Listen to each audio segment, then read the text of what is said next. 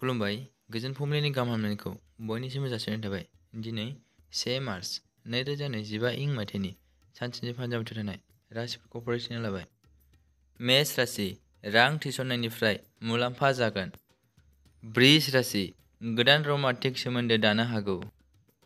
मिथुन राशि राङारि थासारिया दिदोम थागोन।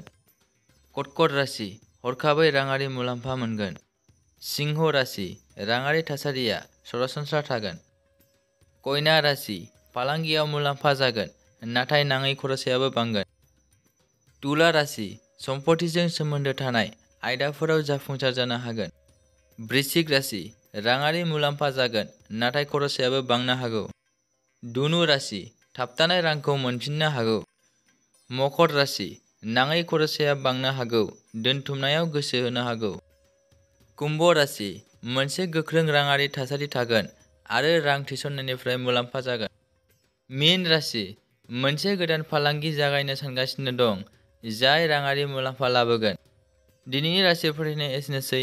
बेजों लोगोसेयैनो बुहुमनि साफ्रोमबो सुबुंफोरनि थाखाय दिनैनि साना गाहामैनो बारलांनो थाखाय आनान गसाइनियाव आरज गाबनाय थाबाय। गोजोन्थों।